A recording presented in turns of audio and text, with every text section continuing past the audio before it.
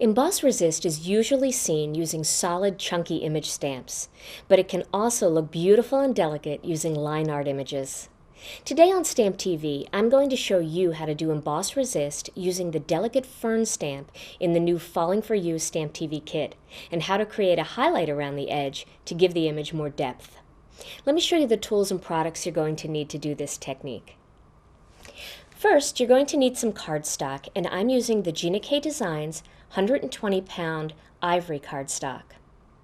You're going to need a Versamark pad and an anti-static pad to remove oil and any kind of static from your cardstock. You're also going to need some clear embossing powder, and I'm using the Ranger Superfine Detail Powder. Now, the Superfine Detail Powder is great when you're using images that are thin and line art style. You're also going to need some ink, and I'm using the Distress ink in Vintage Photo. I'm using a round sponge dauber, one of the jumbo ones, and then the fern stamp from the new Falling For You Stamp TV kit. I'm also going to use a heat tool and a piece of paper towel. To begin, I'm going to rub the anti-static pad across the surface of my piece of ivory cardstock. And I want to make sure I hit all the edges too, because I don't want anything sticking anywhere except to my ink. Then I'm going to ink up this fern stamp using some Versamark ink.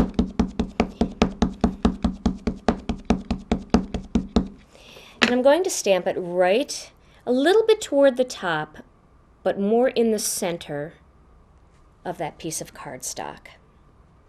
And a nice press, and there we go. Now, using a piece of scratch paper, I'm going to pour some of the Superfine Detail clear powder over the image. And blow away any excess. Let me just return the powder into the container. You can see my powder's getting a little bit low there. I'm ready for a new jar. And now I'm going to use the heat tool to emboss the surface of my image.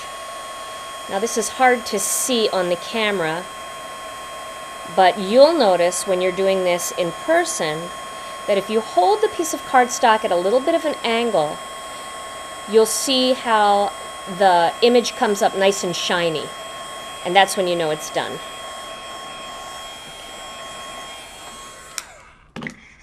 Now, you are going to want to let that cool for a couple of minutes, a couple of seconds really, because you don't want to just start smearing ink on there. If that embossing powder isn't completely dry, the image itself will smear.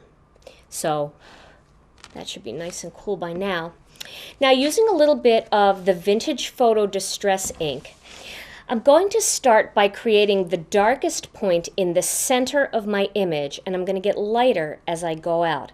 That's going to create a highlight around the outside. And you can see my sponge dauber's been used a lot, and I did actually use this with some black ink, but then what I did was I washed it real well with soap and water and let it dry overnight. Now, even though the dauber itself is stained with black ink, that won't affect your project. So don't worry if the daubers get stained. They'll still work. Once you wash them and dry them, let them dry overnight, the ink won't transfer from project to project.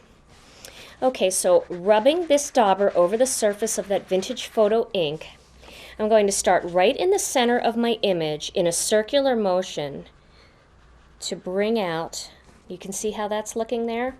To bring out my image. And then lightly, in a circular motion, I'm going to keep working my way around toward the outside. You can turn the piece of cardstock.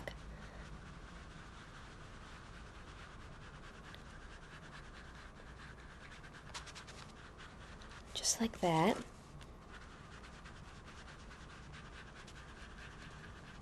So I'm actually covering the whole piece of ivory cardstock with ink, but you can see I'm getting lighter as I go around the perimeter. Like that.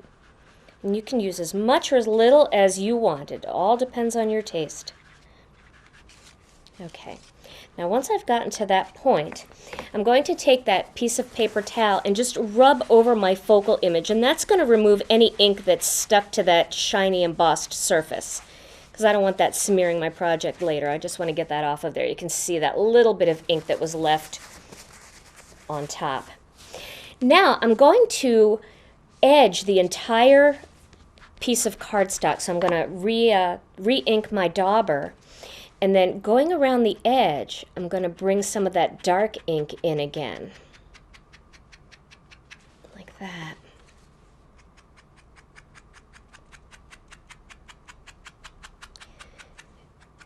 And that's going to help me create that highlight around the outside, the inside-outside part there. It's going to create a highlight. It's going to give a lot of depth to this project.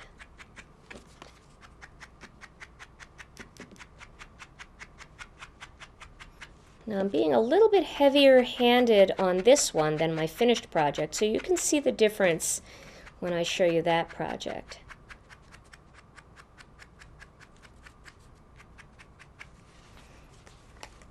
And I'm just going to touch up a little bit. Now you can go back again and you can add a little bit more if you think it's a little bit too light. You can add just a little bit more in those areas.